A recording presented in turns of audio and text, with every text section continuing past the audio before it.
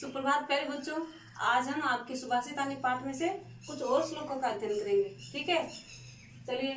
पुस्तक स्थातु या विद्या परहस्तगतं धनम। पुस्तक स्थातु या विद्या परहस्तगतं धनम। कार्यकाले समुत्पन्ने न सा विद्या न तद्धनम। इसका अर्थ है पुस्तक स्थातु या विद्या, पुस्तक में स्थित ज्ञान, पुस्तक में जो विद्या है, पुस्तक में स्थित जो विद्या, पर हस्तगतम धनम, कार्यकाले समुत्पन्ने न सा विद्या न तदनम। जो पुस्तक में स्थित विद्या है, दूसरों के पास गया हुआ धन है, वो अगर हमारे समय पड़ने पर, हमारे कार्य पड़ने पर काम नहीं आए तो वो धन नहीं है, वो विद्या नहीं है। मान लीजिए आप परीक्षा कक्ष में बैठे हैं और आपको सवालों के उत्तर लिखने हैं और किताब में बहुत सारा ज्ञान है, पर आपके वो किसी काम का नहीं है, क्योंकि आपको उस समय वो याद नहीं आएगा। अगर आप कंठस्थ होगा तो ही आप लिख पाएंगे। इसलिए ज्ञान पुस्तक में नहीं, हमारे मस्तिष्क में, हमारे मन में ज्ञान होना चाहिए और हमारे जीवन में उसका भाव होना चाहिए। ठीक है बच्चों, अगला श्लोक है रूप यौवन संपन्ना विशाल कुल संभवा। रूप यौवन संपन्ना विशाल कुल संभवा। विद्याहीना न शोभन्ते निर्गंधा इव किंसुका। अर्थात रूप यौवन संपन्न होने पर भी, विशाल कुल में जन्म होने पर भी, विद्याहीना न शोभन्ते, विद्याहीन मनुष्य की कोई भी शोभा नहीं है। निर्गंधा इव किंसुका, बिना खुशबू के फूल के, इव अर्थात समान। जैसे बिना खुशबू का फूल हो उसकी कोई शोभा नहीं है, उसी प्रकार विद्या के बिना विशाल गुण में जन्म हो गया हो या फिर बहुत रूपवान हो, फिर भी उसकी कोई भी शोभा नहीं है, उसका कोई भी मतलब नहीं। इसलिए विद्या की महत्ता सबसे अधिक है। अगला श्लोक है विद्या विवादाय धनम मदाय शक्ति परेशान परिपीडनाय खलस्य साधो विपरीत में ज्ञानाय दानाय च रक्षणाय। अर्थात विद्या विवादाय धनम मदाय, विद्या किसके लिए कहा गया है?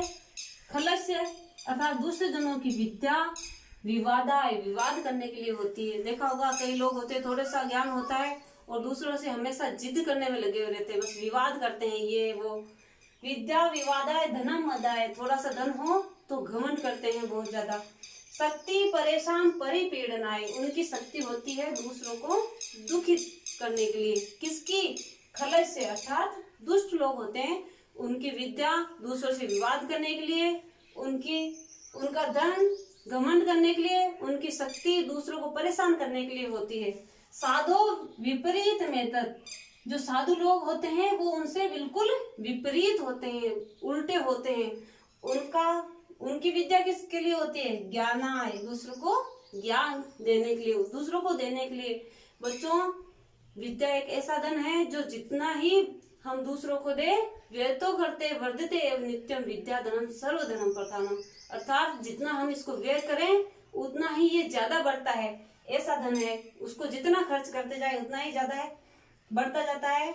ज्ञानाय दानाय च रक्षणाय, जो धन होता है साधु जनों का, वो किस लिए होता है? दानाय अर्थात दान देने के लिए होता है। च रक्षणाय, और शक्ति किसके लिए होती है? दूसरों की रक्षा करने के लिए।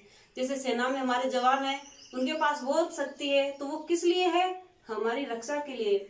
आतंकवादियों की शक्ति किसके लिए है? परिपीडनाय, अर्थात सभी लोगों को दुखी करने के लिए। अगला श्लोक है यस्य नास्ति स्वयं प्रज्ञा शास्त्रम तस्य करोति किम।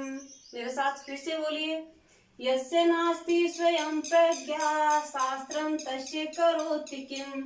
लोचनाभ्यां विहीनस्य दर्पणः किं करिष्यति। लोचनाभ्यां विहीनस्य दर्पणः किं करिष्यति।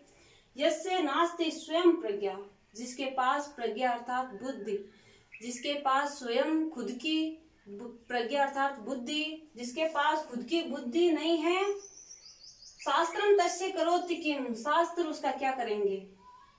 कोई भी पुस्तक में, किसी भी शास्त्र में ज्ञान नहीं है तो ऐसे सिर पर ऐसे लगाने से तो आपके अंदर आ नहीं जाएगा, वो उसको आपको पढ़ना पड़ेगा। लोचनाभ्याम विहीनस्य दर्पण है किम करिष्यति, जो जिसके पास नेत्र नहीं है तो उसको शीशा किस प्रकार मुख दिखाएगा। जैसे किताबें पढ़ी है, आप नहीं पढ़ रहे हो, उसमें से ज्ञान नहीं आएगा, तो इसी प्रकार आप कांच को आगे कर लो और अपना नेत्र बंद कर लो, तो आपको वो दर्पण कुछ भी नहीं दिखा सकता। उसमें दर्पण का कोई दोष नहीं है। लोचनाभ्याम विहीन से दर्पण है किम करिष्यति, जिसके पास नेत्र नहीं है उसका दर्पण कुछ भी नहीं कर सकता, अर्थात उसको कुछ भी नहीं दिखा सकता। और जिसके पास खुद की बुद्धि नहीं है उसका शास्त्र भी कुछ नहीं कर सकते, क्योंकि उसके लिए स्वयं को अपने नेत्र खोलकर देखना पड़ेगा, स्वयं को विद्या ग्रहण करनी पड़ेगी। ठीक है बच्चों, थैंक यू।